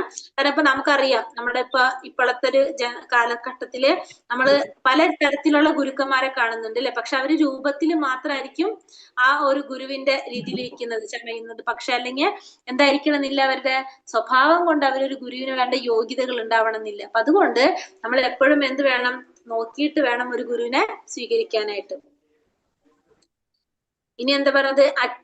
അജ്ഞശ്ച ശ്രദ്ധാനശ്ച സംശയാത്മാവിനശ്യതി നായം ലോകോസ്തി നാ പരോ നാ സുഖം സംശയാത്മനഃ. ധർമ്മശാസ്ത്രങ്ങളെ സംശയത്തോടെ വീക്ഷിക്കുന്നവർക്കും അജ്ഞരും അവിശ്വാസികളുമായവർക്കും ഈശ്വരാവബോധം ലഭിക്കുന്നില്ല. അവർ അധപതിക്കുന്നു. സംശയാലുവായ ജീവന് ഇഹലോകത്തിലും പരലോകത്തിലും സന്തുഷ്ടി ലഭ്യമല്ല. അപ്പൊ ഈ ധർമ്മശാസ്ത്രങ്ങളെ സംശയത്തോടെ വീക്ഷിക്കുന്നവർക്ക്, അജ്ഞാനികൾക്ക്, അവിശ്വാസികളായവർക്ക് ഒരിക്കലും എന്ത് ലഭിക്കുന്നില്ല? ഈശ്വരാവബോധം ലഭിക്കുന്നില്ല. അധപതിച്ചു പോവുകയാണ് ചെയ്യുന്നത്. സംശയാലുവായിട്ടുള്ള ഈ ജീവന് ഇഹലോകത്തിലായാലും പരലോകത്തിലായാലും എങ്ങനെയാണ്? സന്തുഷ്ടി ഉണ്ടാവില്ല. അപ്പൊ ധർമ്മശാസ്ത്രങ്ങളെ സംശയത്തോടെ വീക്ഷിക്കുന്നവര്, അജ്ഞാനികളായവര് അല്ലെങ്കിൽ അവിശ്വാസികളായവർക്ക് ഒരിക്കലും ഈശ്വരാവബോധം ലഭിക്കുന്നില്ല. അവർ അധപതിച്ചു പോകും. അവർക്ക് ഇഹലോകത്തിലായാലും പരലോകത്തിലായാലും അവരവസ്ഥ എന്താണ്? അവർക്ക് രണ്ട് ലോകത്തിലും അവർക്ക് സന്തുഷ്ടി ഉണ്ടാവില്ല. കാരണം അവര് ഇതിനൊക്കെ സംശയത്തോടെ വീക്ഷിക്കുന്നവരാണ്, അവിശ്വാസികളാണ്, ഈശ്വരാവബോധം ഇല്ലാത്തവരാണ്. യോഗ സന്യസ്ത കർമാണാം ജ്ഞാന സംഛിന്ന സംശയം ആത്മവന്തം ന കർമാണി നിബദ്ധന്തി ധനഞ്ജയ. അല്ലയോ ധനഞ്ജയ, തന്റെ കർമ്മഫലങ്ങൾ ത്യജിച്ച് ഭക്തിയുടെ സേവനത്തിൽ ഏർപ്പെടുന്നവൻ ആധ്യാത്മിക ജ്ഞാനത്താൽ സംശയങ്ങളെല്ലാം നീങ്ങി യഥാർത്ഥത്തിൽ ആത്മാവിൽ സ്ഥിതി ചെയ്യുന്നു. അപ്രകാരം അയാൾ കർമ്മഫലങ്ങളാൽ ബന്ധിക്കപ്പെടുന്നില്ല. അപ്പൊ അല്ലയോ ധനഞ്ജയ, ഇവിടെ അർജുനനെ വിളിക്കുന്ന എന്താണ്? ധനഞ്ജയ എന്നാണ് പറയുന്നത്. ധനഞ്ജയ എന്ന് പറയാൻ കാരണം എന്തുകൊണ്ടാണ്?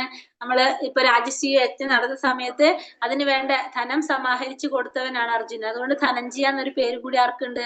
അർജുനനുണ്ട്. തന്റെ കർമ്മഫലങ്ങൾ ത്യജിച്ച് ഭക്തിയുടെ സേവനത്തിൽ ഏർപ്പെടുന്നവൻ ആധ്യാത്മിക ജ്ഞാനത്താൽ സംശയങ്ങളെല്ലാം നീങ്ങി യഥാർത്ഥത്തിൽ ആത്മാവിൽ സ്ഥിതി ചെയ്യുന്നു.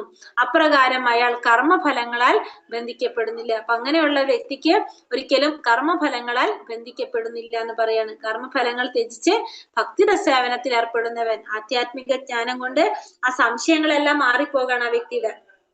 എന്താണ് മനസ്സിലാക്കാൻ സാധിക്കുന്നത്? നാം ശരീരമല്ല, നമ്മൾ ആത്മാവാണെന്ന് മനസ്സിലാക്കുകയാണ്. അപ്പൊ ആ ഒരു സ്ഥിതിയിലേക്ക് ആരെത്താണ്? ആ ഒരു വ്യക്തി എത്താണ് അല്ലെ. അങ്ങനെ ആയി കഴിയുമ്പോ സംശയങ്ങളെല്ലാം മാറി യഥാർത്ഥത്തിൽ ആത്മാവിൽ സ്ഥിതി ചെയ്യുന്നു. അപ്രകാരം കർമ്മത്തിന്റെ ഫലങ്ങള് ആ വ്യക്തിയെ ബാധിക്കുന്നില്ല, ബന്ധിക്കുന്നില്ല. അല്ലെങ്കിൽ തസ്മാദജ്ഞാന സംഭൂതം ഹൃദസ്ഥം ജ്ഞാനാസിനാത്മനഃ ചിത്വൈനം സംശയം യോഗ മാതിഷ്ഠോതിഷ്ഠ ഭാരത.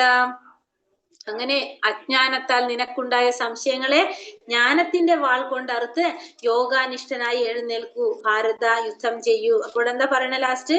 നിന്റെ അജ്ഞാനം കൊണ്ട് നിനക്കുണ്ടായ സംശയങ്ങളെ നീ എന്ത് ചെയ്യണം? ജ്ഞാനത്തിന്റെ വാള് കൊണ്ടറക്കണം. അങ്ങനെ യോഗാനിഷ്ഠനായിട്ട് എഴുന്നേറ്റ് യുദ്ധം ചെയ്യൂ എന്ന് പറയാണ് ഇവിടെ അർജുനനോട്. അപ്പൊ എല്ലാം എന്താണ്? നിന്റെ അജ്ഞാനമായിരുന്നു, അതെല്ലാം നിന്റെ ഇപ്പൊ മാറിക്കൊണ്ടിരിക്കുകയാണ് അല്ലെ. അപ്പൊ അതിനെ നീ എന്ത് ചെയ്യണം? ജ്ഞാനത്തിന്റെ വാള് കൊണ്ട് നീ അറുത്ത് കളയണം. എന്നിട്ട് യോഗാനിഷ്ഠനായിട്ട് എഴുന്നേറ്റ് യുദ്ധം ചെയ്യാനായിട്ട് ഭഗവാൻ ഇവിടെ അർജുനനോട് പറയാണ്. കാരണം ഭഗവാനെ കുറിച്ച് ശരിയായ അർത്ഥത്തിൽ മനസ്സിലാക്കി കഴിഞ്ഞാല് നമ്മുടെ എന്ത് മാറി? അജ്ഞാനം മാറി. നമ്മുടെ അജ്ഞാനം എന്ന് പറഞ്ഞാൽ നമ്മുടെ ഉള്ളിലെ അന്ധകാരമാണ് അല്ലെ. അന്ധകാരം മാറണമെങ്കിൽ അവിടെ എന്ത് വരണം? പ്രകാശം വരണം. ശരിയായ ജ്ഞാനമാണ് പ്രകാശം. അതായത് നമ്മൾ ഭഗവാനെ കുറിച്ചുള്ള അറിവ് അത് നേടിക്കഴിഞ്ഞാല് ആ അജ്ഞാനം മാറി, അന്ധകാരം മാറി, നമ്മുടെ ഉള്ളിൽ ശരിയായ ജ്ഞാനം നേടിക്കഴിഞ്ഞാൽ നമുക്ക് പിന്നെന്തില്ല? സംശയങ്ങളില്ല. നമുക്കറിയാൻ സാധിക്കും നമ്മൾ ആരാണ്, നമ്മളും ഭഗവാനും തമ്മിലുള്ള ബന്ധം എന്താണ്, നമ്മുടെ പരമമായ ധർമ്മം എന്താണ് നമുക്ക് മനസ്സിലാക്കി കഴിഞ്ഞാൽ നമുക്ക് പിന്നെന്താണ്? നമുക്ക് അതിനനുസരിച്ച് പ്രവർത്തിച്ചാൽ മാത്രം മതി. അർജുനനോട് പറയാണ്, ജ്ഞാനത്തിന്റെ വാള് കൊണ്ട് നീ അതിനെല്ലാം കളഞ്ഞ് നീ എഴുന്നേറ്റ് യുദ്ധം ചെയ്യൂ ഭാരത എന്നാണ് ഇവിടെ അർജുനനോട് പറയുന്നത്. ഹരേ കൃഷ്ണ കൃഷ്ണ കൃഷ്ണ ഹരേ ഹരേ, ഹരേ രാമ രാമ രാമ ഹരേ ഹരേ. വഞ്ചാകൽപതരൂപേശ്ച കൃപാ സിന്ധോഭ്യേവ ച പതിതാനാം പാവനേഭ്യോ വൈഷ്ണവേഭ്യോ നമോ നമഃ. അനന്തകോടി വൈഷ്ണവൃന്ദിക്ക് ജയ്. ശ്രീല പ്രഭുപാദിക്ക് ജയ്. ഗുരുദേവിക്ക് ജയ്. നിത്തായ് ഗൗരപ്രമാനന്ദേ. ഹരി ഹരി ബോൽ. ഹരേ കൃഷ്ണ. ക്വസ്റ്റ്യൻ ആൻസർ നോക്കാം നമുക്ക് ആദ്യം.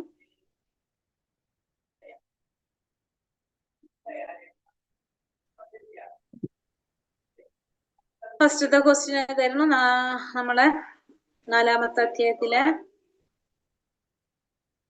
അർജുനന് മുമ്പ് ഭഗവാൻ ആർക്കാണ് ഭഗവത്ഗീത ഉപദേശിച്ചത്? സൂര്യദേവനായ വിവസ്വാൻ.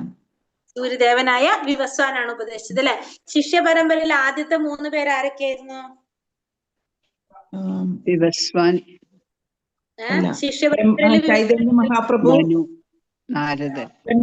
ബ്രഹ്മാവ് ചൈതന്യ മഹാപ്രഭു, അല്ല, ഋഷി, അല്ല, ചൈതന്യ മഹാപ്രഭുവിനാണ് ആദ്യം ജ്ഞാനം കൊടുത്തതല്ലല്ലോ. ബ്രഹ്മാവ് ആർക്ക് നാരദ പറഞ്ഞു മഹർഷി. കൊടുത്തു? ബ്രഹ്മാവ് ചൈതന്യ മഹാപ്രഭു, AC ഭക്ത വേദാന്ത സ്വാമി പ്രഭുപാദർ. അല്ല, ചൈതന്യ മഹാപ്രഭു ബ്രഹ്മാവ് നാരദ മഹർഷി. ഫസ്റ്റ് ആർക്ക് പറഞ്ഞു കൊടുത്തു? ഭഗവാൻ ആർക്കാ ജ്ഞാനം കൊടുത്തത്? ബ്രഹ്മാവ് ബ്രഹ്മാവിന്. ബ്രഹ്മാവ് ആർക്ക് പറഞ്ഞു കൊടുത്തു? നാരദ നാരദ നാരദ മഹർഷി. പറഞ്ഞു കൊടുത്തു. നാരദ മഹർഷി ആർക്ക് പറഞ്ഞു കൊടുത്തു? വ്യാസ ഭഗവാൻ. വ്യാസ മഹർഷിക്ക് പറഞ്ഞു കൊടുത്തു. വ്യാസ മഹർഷി ആർക്ക് പറഞ്ഞു കൊടുത്തു?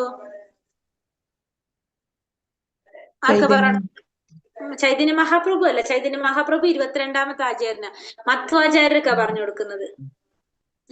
അങ്ങനെയാണ് ആ ഒരു പരമ്പര വരുന്നത്. നമ്മുടെ ഭഗവത്ഗീതയിൽ ഫസ്റ്റ് അധ്യായം തുടങ്ങുന്നതിന് മുന്നേ കാണാം നമുക്കത്. ആ പരമ്പര പിക്ചർ കാണാൻ സാധിക്കും. അത് എഴുതിയിട്ടുണ്ട് അതിൽ എല്ലാവരുടെയും.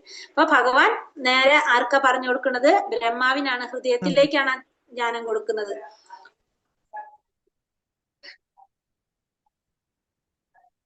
അർജുനനെ എന്തുകൊണ്ടാണ് ഭഗവാൻ ഭഗവത്ഗീത ഉപദേശിക്കാൻ കാരണം? ഭക്തനും മിത്രവുമായതുകൊണ്ട്. അതെ, അർജുനൻ ഭഗവാന്റെ ഭക്തനാണ്, മിത്രമാണ് അല്ലെ. അതുകൊണ്ടാണ് അർജുനനെ തെരഞ്ഞെടുത്തത്.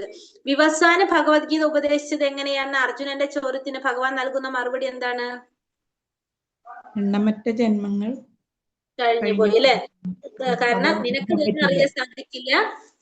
എന്റെ അതല്ല പറയുന്നത്. വിവസ്വാന്റെ എങ്ങനെ പറഞ്ഞു കൊടുത്തെന്ന് ചോദിച്ചതിനുള്ള ഉത്തരം അർജുനൻ ഭഗവാൻ എന്താ പറയണത്? എനിക്കും നിനക്കും എണ്ണമറ്റ ജന്മങ്ങൾ കഴിഞ്ഞു പോയിരിക്കുന്നു. നിനക്കതെല്ലാം ഓർക്കാൻ സാധിക്കുന്നില്ല, പക്ഷെ എനിക്കതെല്ലാം ഓർക്കാൻ സാധിക്കുന്നു അല്ലെ. ഭഗവാന്റെ അവതാരത്തെ പറ്റി ഭഗവാൻ എന്താ പറഞ്ഞത്?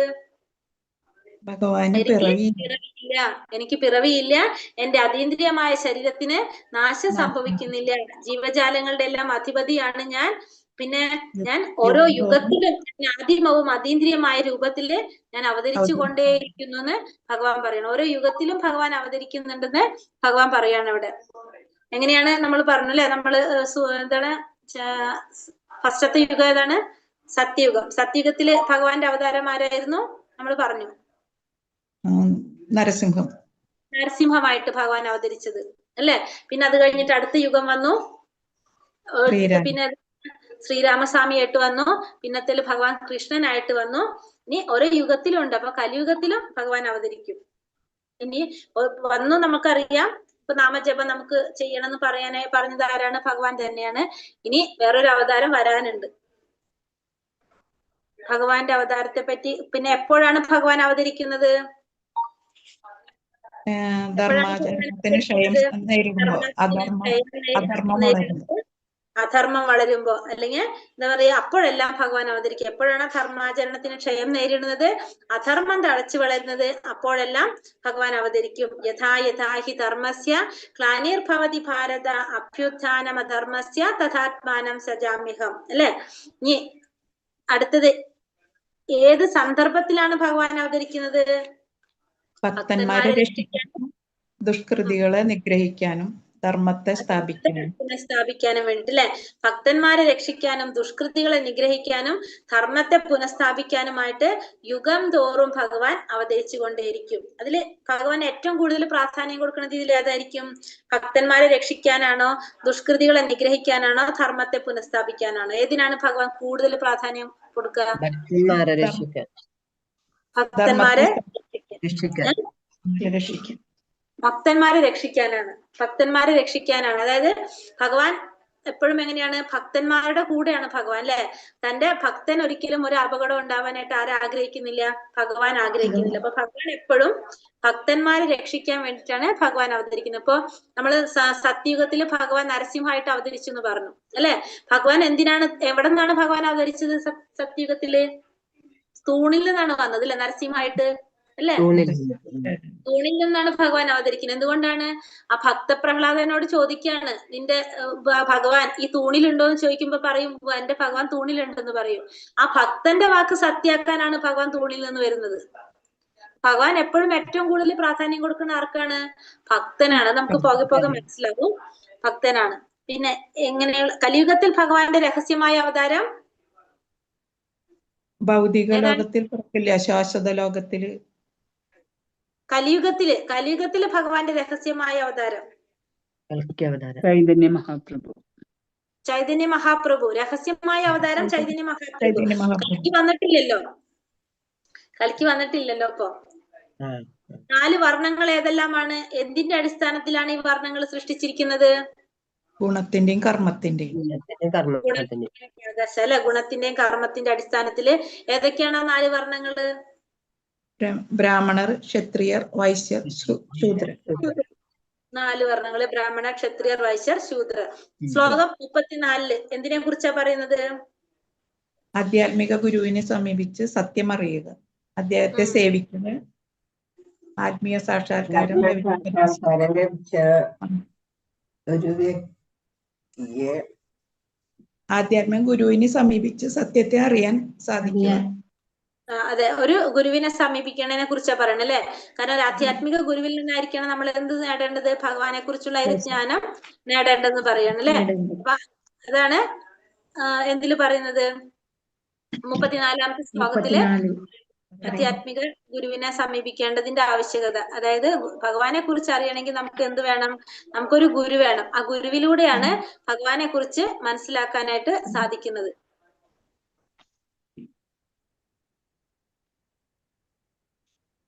മനസ്സിലായെന്നെടുത്തതില് സംശയമുണ്ടോ?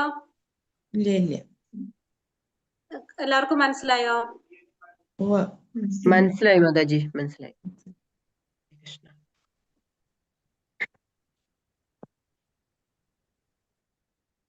ഹരേ കൃഷ്ണ.